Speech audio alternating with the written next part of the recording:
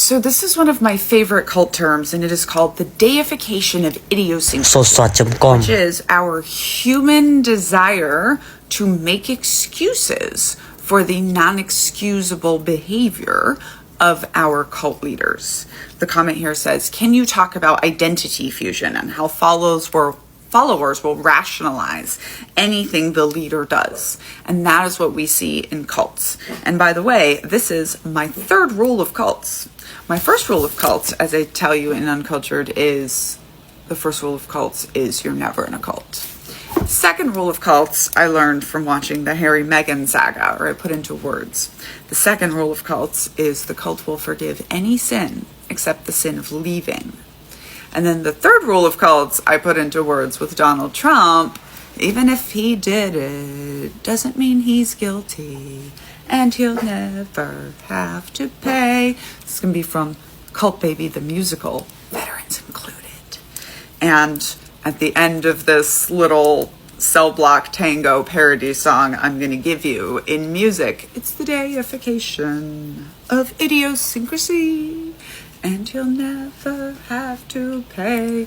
Just because I really need to make that a household term. And so we have seen deification of idiosyncrasy play out with Donald Trump since the day he became a candidate for political office. And things that he says, such as, I could shoot somebody on Fifth Avenue and they would still vote for me. That is part of him deifying himself. And that is part of the deification of idiosyncrasy, right? Even if I did this horrible thing, y'all wouldn't turn from me. Because our ability to rationalize anything as humans is very, very impressive. However, this is why the Epstein list, being the crack and the brainwashing, is so, so very important, right? Because the mission, the transcendent mission, save the children, that's what kept them going. That's what got them to push past everything. That's what let them make him their leader and then attempt to rationalize his irrational behavior. It was all because of this mission that they were supposedly following, supposedly trying to achieve. So I expect to see a lot of the deification blinders coming off now. And by the way, for anyone who doesn't know, deification means becoming godlike.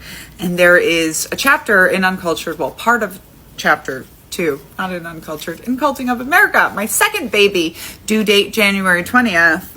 There is a part of chapter 1, about the charismatic leader, about the road to deification, the things that a leader does when he goes from just charismatic leader to cult leader, and how he turns himself godlike to the followers. Super, super, super crucial to understand. Hopefully, we start seeing a lot of cracks in that deification, because of course, it's always a lie. He's not actually a god. I'm Daniela, scholar of cults, extreme groups, and extremely bad leadership. You can read my first book, Uncultured, about growing up in the Children of God religious cult and going into the cult of the U.S. Army. Signed copies attached here.